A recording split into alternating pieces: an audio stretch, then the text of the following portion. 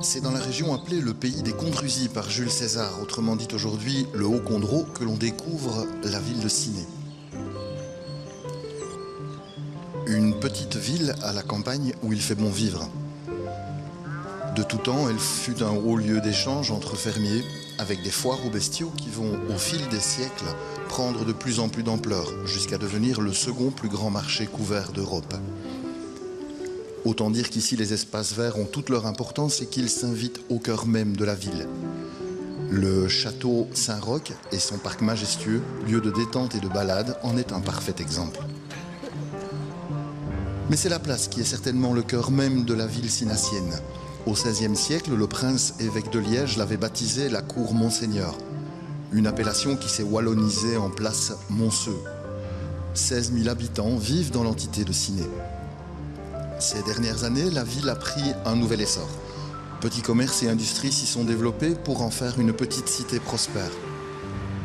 C'est la collégiale qui est le symbole même de la ville. Dédiée à Notre-Dame de l'Assomption, elle possède une place toute particulière dans le cœur des Cinassiens.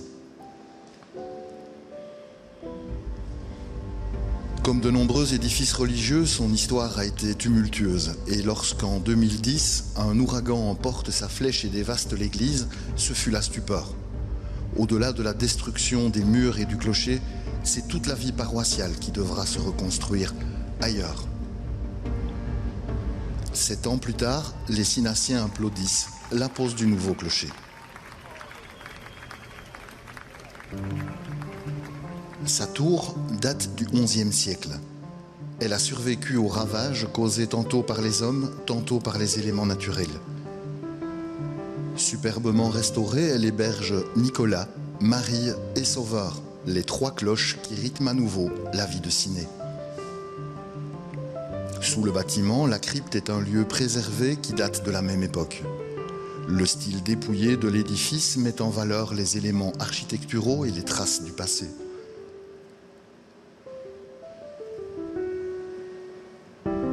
Aujourd'hui, la collégiale accueille de nouveau ses paroissiens et visiteurs, curieux de découvrir un bâtiment qui a retrouvé son âme.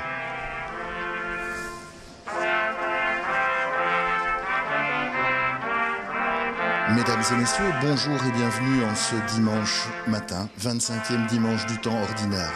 Avec vous, Bertrand Godefroy, pour vous accompagner tout au long de cette célébration. Celle-ci sera présidée par l'abbé Philippe Renard, qui reprit son frère, l'abbé Pierre Renard, de manière in extremis ce matin. C'est le frère Didier Cronenbergs qui assurera la prédication. Concélébreront également l'abbé Martin Padowski, ainsi que l'abbé Noé Vermeer. Nous évoquions à l'instant les 8 années de travaux qui suivirent l'effondrement du clocher de la collégiale en 2010. C'est pour sa toute récente inauguration début septembre que M. Jacques Doré a composé la Missa Campanile, qui sera l'ordinaire de la célébration d'aujourd'hui. Les chants seront tous interprétés par la Royal Union Chorale Cinassienne.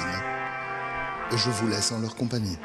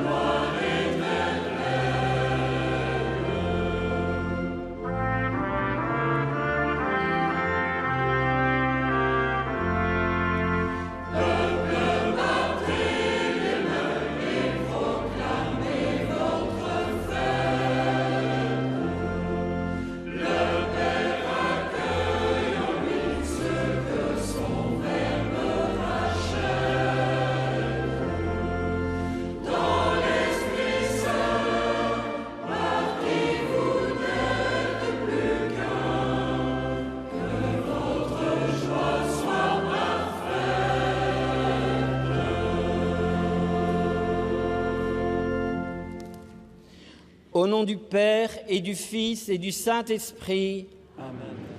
que la grâce de Jésus notre Seigneur, l'amour de Dieu le Père et la communion de l'Esprit Saint soient toujours avec vous. Soyez les bienvenus, chers frères et sœurs, en ce 25e dimanche du temps ordinaire. Bienvenue à vous aussi, chers téléspectateurs et auditeurs, qui nous rejoignez par votre moyen de communication. Nous nous unissons particulièrement à ceux qui, parmi nous, éprouvent des difficultés de santé. Nous allons rencontrer ensemble notre Seigneur, notre Dieu, qui s'est fait et se fait encore aujourd'hui l'humble serviteur de tous en aimant jusqu'au don de sa vie. Puisse donc l'Esprit Saint ouvrir tous nos cœurs à l'inouï de ce don. Welkom, beste Nederlandstalige broeders en zusters die deze Eucharistie meevieren via televisie. Op deze 25e zondag van de tijd door het jaar is het een vreugde om samen onze Heer Jezus Christus te ontmoeten, die vandaag nog steeds de nederige dienaar van allen is, tot in de gave van zijn eigen leven toe. Mogen de Heilige Geest ons hart openen voor de grootheid van deze gave. Et implorons maintenant la tendresse et la miséricorde de Dieu.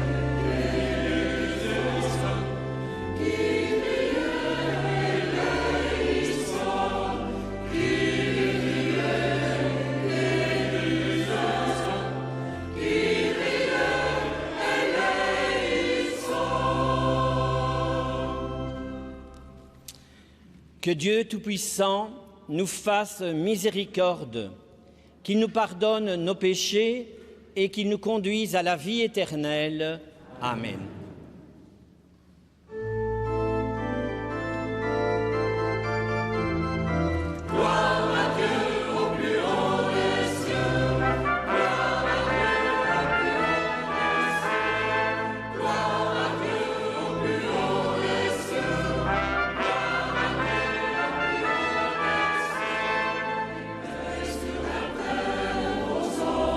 Qui l'aime, nous te louons, nous te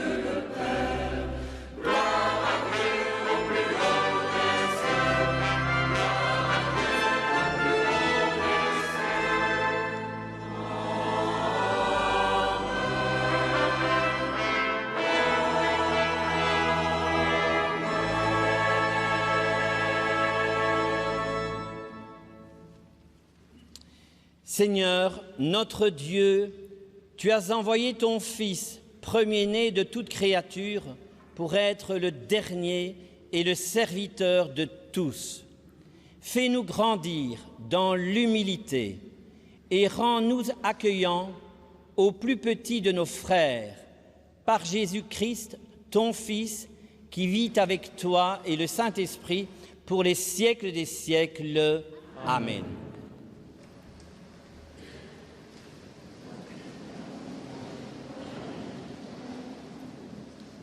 Uit het boek Wijsheid. Lecture du livre de la De sagesse. ongelovigen zeggen, Ceux qui méditent le mal se disent en eux mal. want hij is ons een ergernis.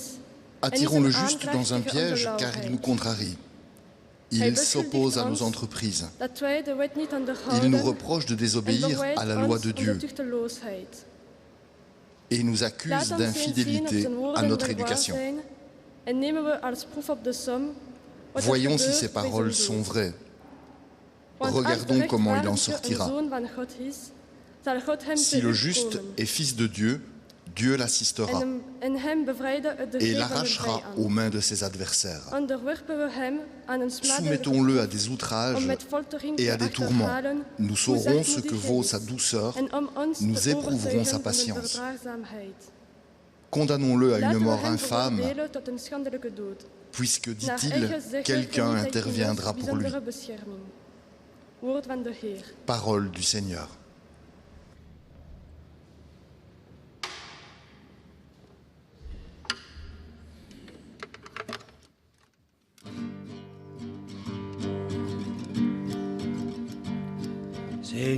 Seigneur, à mon aide,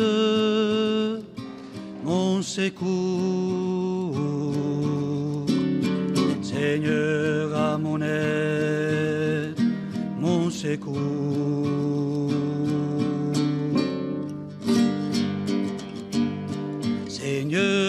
Seigneur, à mon aide, mon secours. Seigneur, à mon aide et mon secours. Par ton nom, Dieu, sauve-moi. Par ta puissance, rends-moi justice. Dieu, entends ma prière. Écoute les paroles de ma bouche.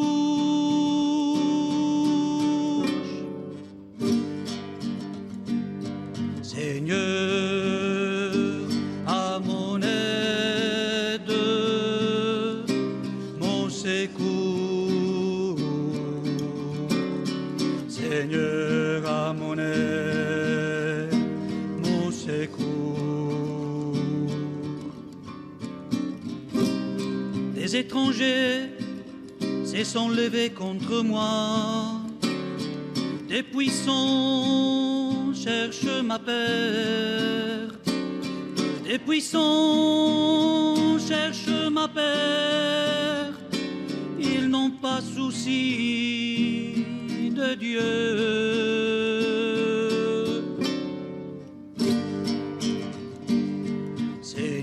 Seigneur, à mon aide,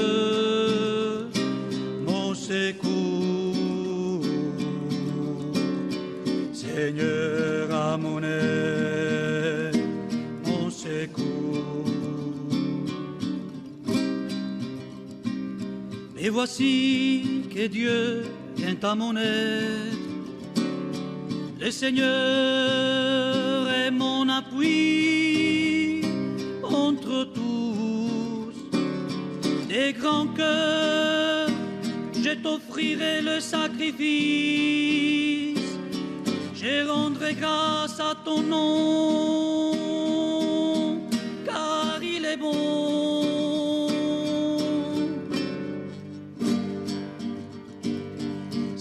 Seigneur, à mon aide, mon secours.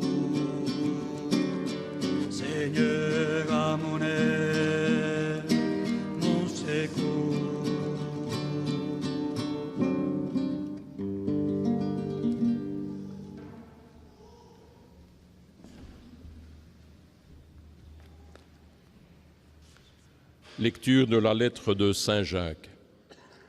Bien-aimés, la jalousie et les rivalités mènent au désordre et à toutes sortes d'actions malfaisantes. Au contraire, la sagesse qui vient d'en haut est d'abord pure, puis pacifique, bienveillante, conciliante, pleine de miséricorde et féconde en bons fruits, sans parti pris, sans hypocrisie. C'est dans la paix qu'est semée la justice, qui donne son fruit aux artisans de la paix. D'où viennent les guerres?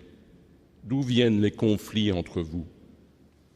N'est-ce pas justement de tous ces désirs qui mènent leur combat en vous-même?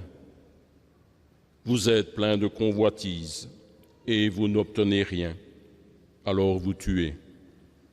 Vous êtes jaloux et vous n'arrivez pas à vos fins, alors vous entrez en conflit et vous faites la guerre. Vous n'obtenez rien parce que vous ne demandez pas. Vous demandez, mais vous ne recevez rien. En effet, vos demandes sont mauvaises, puisque c'est pour tout dépenser en plaisir. Parole du Seigneur.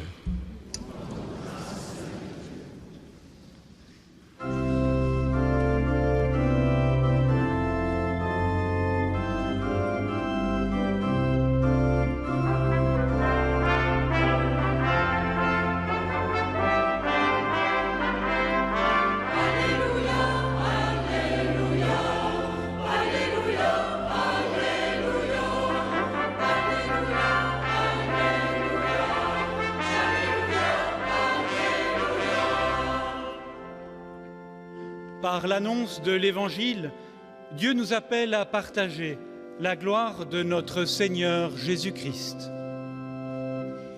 Alléluia, Alléluia, Alléluia, Alléluia, Alléluia, Alléluia, Alléluia. Le Seigneur soit avec vous. Évangile de Jésus-Christ selon saint Marc. En ce temps-là, Jésus traversait la Galilée avec ses disciples et il ne voulait pas qu'on le sache, car il enseignait ses disciples en leur disant « Le Fils de l'homme est livré aux mains des hommes. Ils le tueront et 3 jours après sa mort, il ressuscitera. » Mais les disciples ne comprenaient pas ces paroles et ils avaient peur de l'interroger. Ils arrivèrent à Capharnaüm et une fois à la maison, Jésus leur demanda « De quoi discutiez-vous en chemin ?» Ils se taisaient car en chemin, ils avaient discuté entre eux pour savoir qui était le plus grand.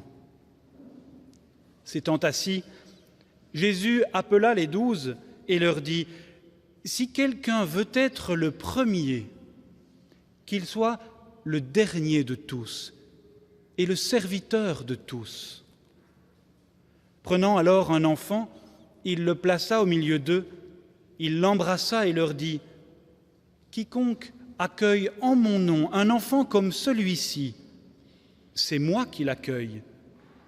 Et celui qui m'accueille, ce n'est pas moi qui l'accueille, mais celui qui m'a envoyé. » Acclamons cette parole de Dieu. Louange à toi, Seigneur.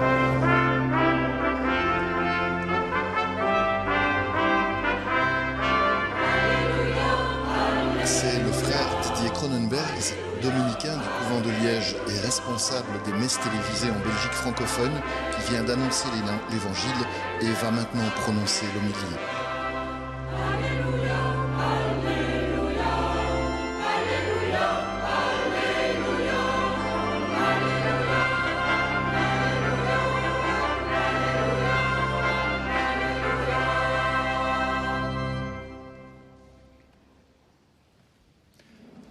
La vie et l'éducation d'un humain ne sont-elles pas remplies de contradictions? Dans les premiers mois de notre existence, nous avons appris à marcher, et puis on nous a invités à rester bien assis, à ne pas bouger. Après nous avoir appris à parler, nos parents nous ont appris à nous taire. Que dire alors de l'invitation de l'Évangile de ce jour? Si quelqu'un veut grandir, veut être le premier, qu'il soit le dernier de tous. Faut-il se rabaisser pour grandir? Les disciples, en traversant la Galilée, discutaient entre eux pour savoir qui était le plus grand. Et Jésus les invite alors à sortir de cette spirale de la comparaison, pour découvrir que si quelqu'un cherche à s'accomplir, si quelqu'un cultive ce désir un peu orgueilleux de réussir sa vie, eh bien qu'il prenne alors la seule voie qui n'amène pas de la comparaison et donc inévitablement de la déception. Cette voie, c'est le chemin de l'humilité. L'humilité, c'est-à-dire grandir selon l'Évangile, n'est en rien de l'abnégation ou de la dépréciation, comme cela a été si souvent mal compris au cours des siècles. Humble est celui qui s'enracine en lui-même, dans son humanité, dans ce qu'il est, dans ses talents, mais qui place néanmoins son centre de gravité dans le cœur de l'autre, sans se comparer à lui. Celui qui prend ce chemin d'humilité a fait le deuil de la toute-puissance. Il met sa joie dans ce qu'il est, dans son histoire, et ne convoite pas ce qu'il n'a pas. Il ne regarde pas la reconnaissance comme un objectif à atteindre ou un critère de réussite, mais seulement comme la conséquence possible de ses actes. Humble est celui qui a la sagesse de conjuguer véritablement sa vie au présent. Il ne l'espère pas plus épanouie dans un futur simplifié, il ne la regrette pas dans un passé décomposé. Voilà pourquoi seule une personne vraiment humble peut vivre pleinement le quotidien de sa propre vie telle qu'elle est. Elle résiste ainsi à toutes les petites blessures narcissiques de la vie, car elle n'a pas besoin de sa ration quotidienne de reconnaissance. En ce sens, humble est celui qui sait rire de lui-même. Il a l'audace de ne pas se prendre trop au sérieux, mais de recevoir sa vie simplement telle qu'elle est, telle qu'elle lui est donnée. Et dans son cœur pacifié, il n'y a pas d'écart entre ce qu'il est et ce qu'il veut être. Il est libre face à cette recherche effrénée de l'accomplissement personnel. Et en s'acceptant lui-même, il accueille celui dont il reçoit l'être et la vie. Humble est donc celui qui se sent et qui se sait aimé par Dieu, élevé par lui. C'est pourquoi il est capable de grandir, de se laisser éduquer, d'accueillir ce qui le dépasse. La sagesse de Dieu venue d'en haut avec ses dons les meilleurs. L'humilité est donc une bien curieuse qualité qu'on ne peut évidemment jamais s'attribuer à soi-même. Mais pour le dire autrement, elle est ce principe de vie, cet horizon qui refuse toute logique de comparaison et donc de convoitise. D'où viennent tous ces conflits? N'est-ce pas de tous ces désirs qui mènent leur combat en nous-mêmes? Nous dit Jacques dans sa lettre. Et il ajoute, comme pour nous fournir une petite clé pour sortir de cette impasse de la comparaison. Vous êtes plein de convoitises et vous n'obtenez rien parce que vous ne demandez pas. Voilà donc l'invitation toute simple des textes de ce jour. La vraie grandeur de l'homme passe par cette capacité à demander comme des petits enfants. Demander, c'est finalement faire preuve d'humilité en reconnaissant son manque comme un enfant. Dans la culture juive de l'époque, un enfant n'a presque pas d'existence. Il est celui qu'on ne voit pas. Il est bien loin de l'enfant roi de notre société occidentale, l'enfant roi qui attire tous les regards. Mais cependant, la caractéristique de tout enfant, quel qu'il soit, est de demander. Un enfant sait qu'il est petit, qu'il a tout à apprendre, tout à recevoir. Mais il demande, il n'est qu'attente de relation. Trop souvent, nous avons peur de demander, par fausse humilité peut-être, parce que nous craignons un refus ou parce que notre ego a peur d'être redevable. Et pourtant, en demandant la sagesse venue d'en haut, comme des enfants qui ont tout à recevoir, on en ressort toujours grandi, élevé. Alors, ne cherchons pas la reconnaissance pour elle-même, mais accueillons cette grâce de l'humilité, cette audace de demander comme des enfants, avec ardeur et persévérance, les dons les plus hauts pour nous-mêmes et pour les autres. Alors, notre vie s'épanouira en joie. Amen.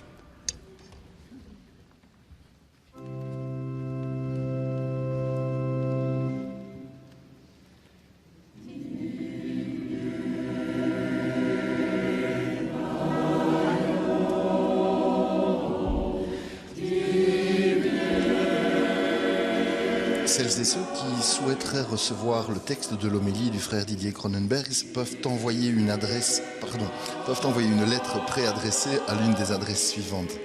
Vous voyez à l'heure actuelle l'adresse pour les néerlandophones.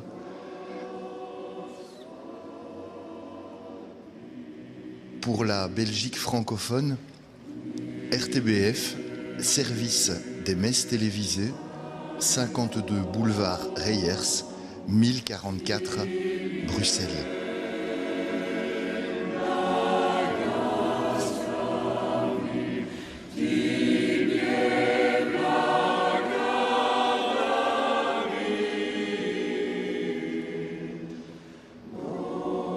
Pour la France, Jour du Seigneur, 45 bis, rue de la Glacière, 75 013, Paris.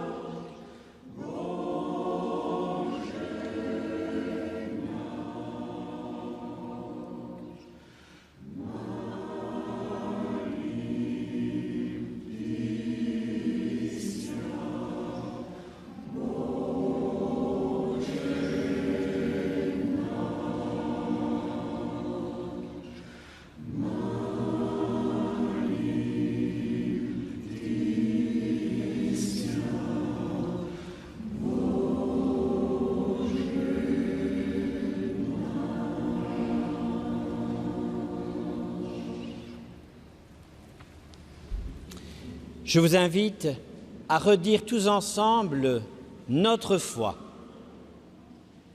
Je crois en Dieu, le Père Tout-Puissant, Créateur du ciel et de la terre, et en Jésus-Christ, son Fils unique, notre Seigneur, qui a été conçu du Saint-Esprit, est né de la Vierge Marie, a souffert sous Ponce Pilate, a été crucifié, est mort et été enseveli, est descendu aux enfers, le troisième jour ressuscité des morts, est monté aux cieux, est assis à la droite de Dieu le Père Tout-Puissant, d'où il viendra juger les vivants et les morts. Je crois en l'Esprit Saint, à la Sainte Église catholique, à la communion des saints, à la rémission des péchés, à la résurrection de la chair, à la vie éternelle. Et prions maintenant pour tous les hommes, les femmes qui, sur cette terre, ont soif d'amour. Seigneur, nous te confions nos cœurs. Puisse-t-il être comme le tien, plein de douceur, d'humilité et de gentillesse, et ce, afin que ton royaume puisse grandir. Seigneur, écoute-nous.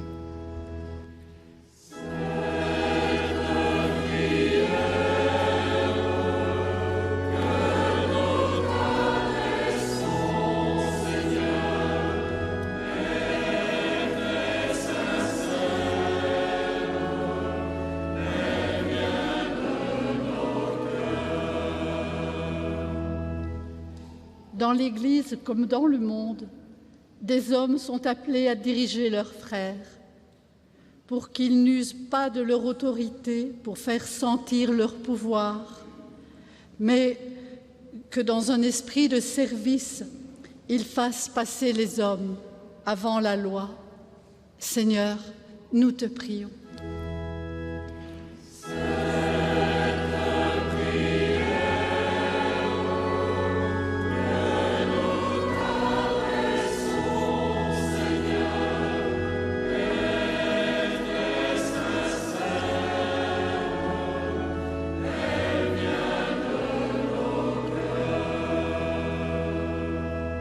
Si dans notre société l'enfant est roi, beaucoup d'enfants sont cependant encore maltraités, exploités, abusés. Pour tous ceux et celles qui consacrent leur vie au service de l'enfance et de la jeunesse, Seigneur, nous te prions.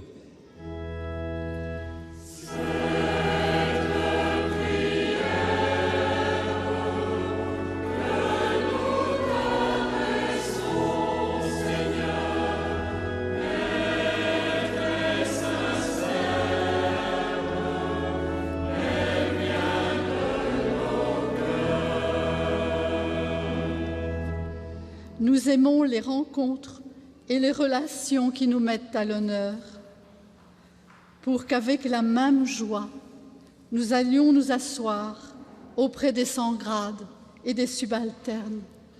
Seigneur, nous te prions.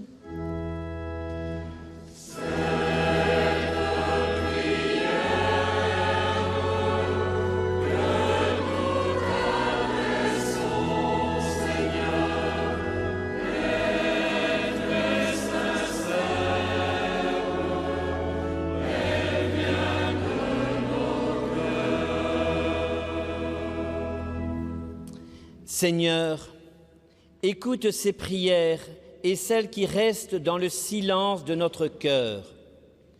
Accompagne-les de ta tendresse, toi le vivant, pour les siècles des siècles. Amen.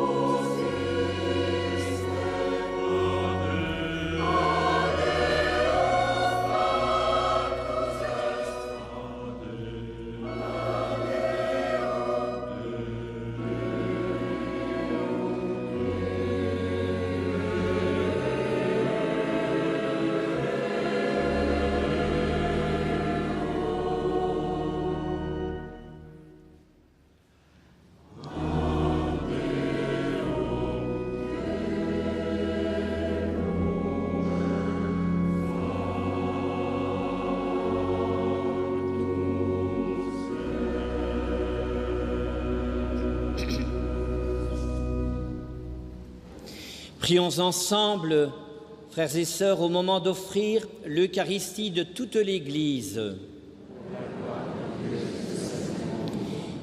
Seigneur notre Père, en accueillant nos offrandes, c'est notre cœur que tu reçois.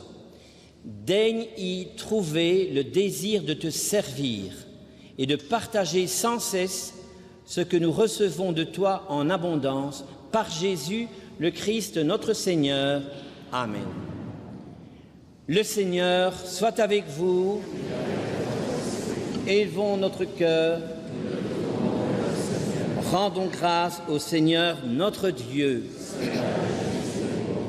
Oui, vraiment, il est juste et bon de te rendre gloire, de t'offrir notre action de grâce, toujours et en tout lieu à toi, Père très saint, Dieu éternel et tout-puissant, par le Christ notre Seigneur.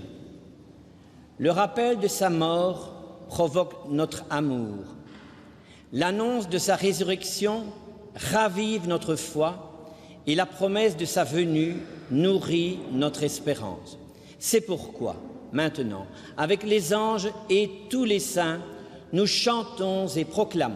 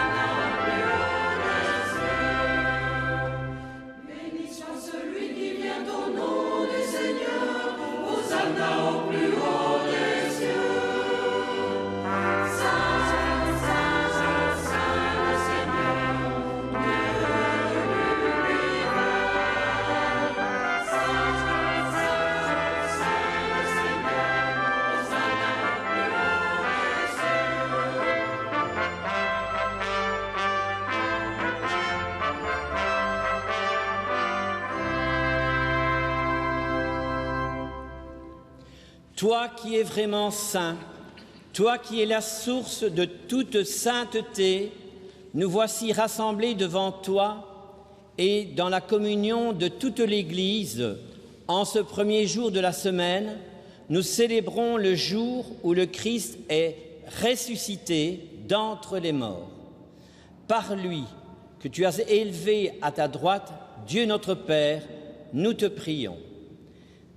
Sanctifie ces offrandes en répandant sur elles ton esprit, qu'elles deviennent pour nous le corps et le sang de Jésus le Christ notre Seigneur. Au moment d'être livré et d'entrer librement dans sa passion, il prit le pain, il rendit grâce, il le rompit et le donna à ses disciples en disant : « Prenez et mangez-en tous, ceci est mon corps livré pour vous. »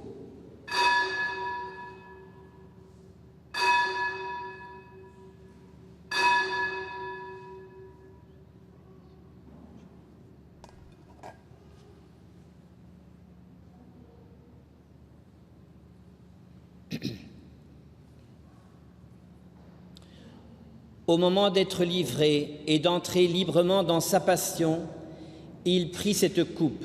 De nouveau, il rendit grâce et il la donna à ses disciples en disant : « Prenez et buvez-en tous, car ceci est la coupe de mon sang, le sang de l'alliance nouvelle et éternelle, qui sera versé pour vous et pour la multitude en rémission des péchés.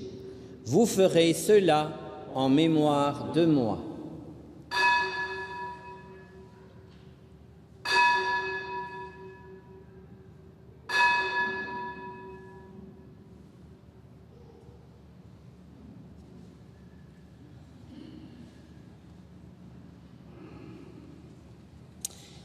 Il est grand, le mystère de la foi.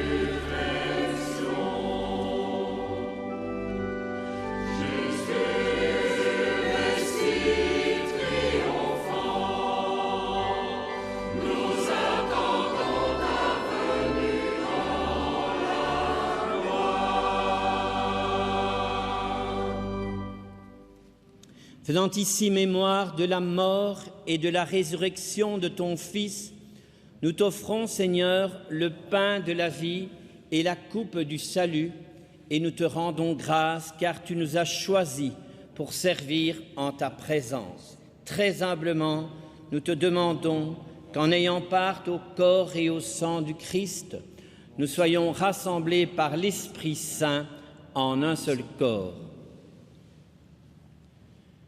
Souviens-toi, Seigneur, de ton Église répandue à travers le monde.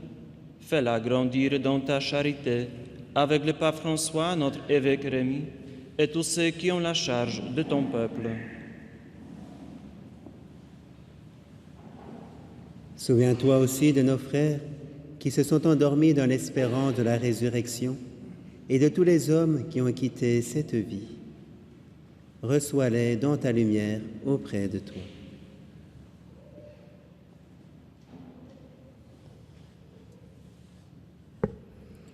Sur tes enfants, nous implorons ta bonté, Seigneur. Permets qu'avec la Vierge Marie et la bienheureuse Mère de Dieu, avec Saint Joseph, son époux, avec les apôtres et les saints de tous les temps qui ont vécu dans ton amitié, nous ayons part à la vie éternelle et que nous chantions ta louange par Jésus-Christ, ton Fils bien-aimé.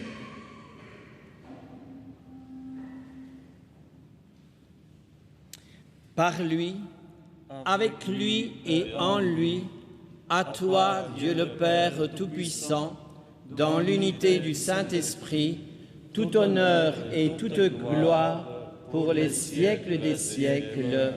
Amen.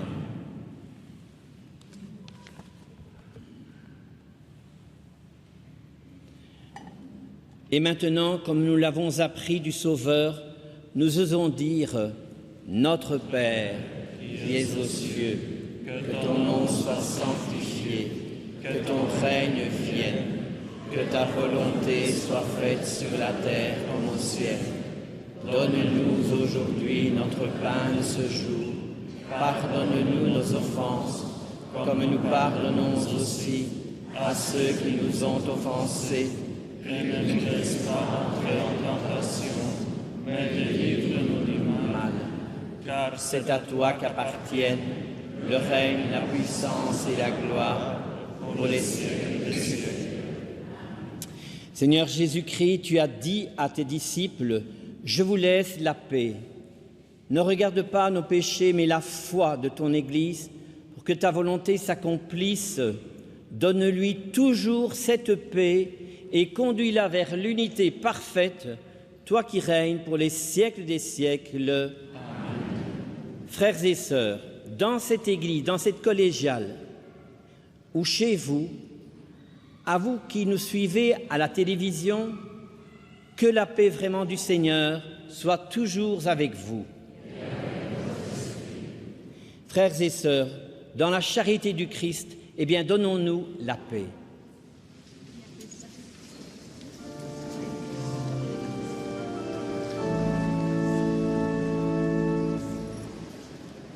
Cette paix que les membres de l'Assemblée partagent ici à la collégiale Notre-Dame de l'Assomption à Ciney, je vous l'adresse également, chers auditeurs, chers téléspectateurs, vous qui nous suivez en Belgique ou en France. Que cette paix du Seigneur vous garde et vous accompagne tout au long de cette semaine.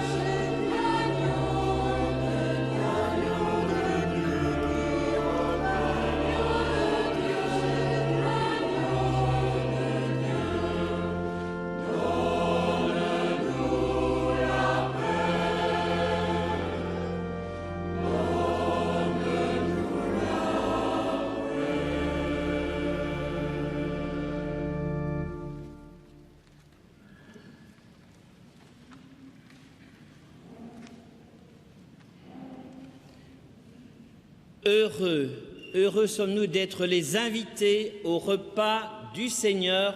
Voici l'agneau de Dieu qui enlève le péché du monde, Seigneur. Je ne suis pas digne de te recevoir, mais dis seulement une parole et je serai guéri. Que le corps du Saint nous garde pour la vie éternelle.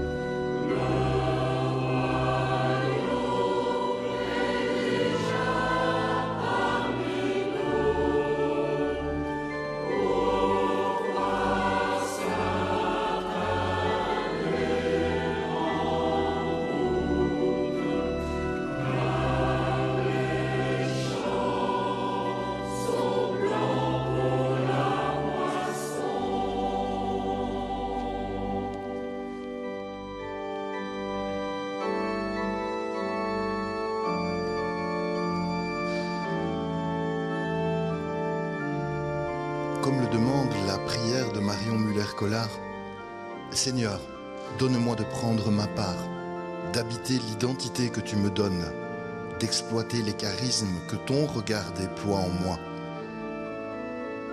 d'être présent là où tu me places. Seigneur, donne-moi d'être ce que tu espères de moi. Seigneur, donne-moi de prendre toute ma part, de ne pas me réfugier derrière mon sentiment d'insuffisance, de ne pas brandir ma petitesse pour me dérober à mes devoirs. Seigneur, donne-moi d'oser ce que tu attends de moi. Seigneur, donne-moi de prendre seulement ma part, de ne pas présumer de mes forces, de ne pas ombrager l'espace dont les autres ont besoin pour grandir, de m'ouvrir à l'altérité dans le respect de mes limites. Seigneur, donne-moi de naître à ce que je suis par toi.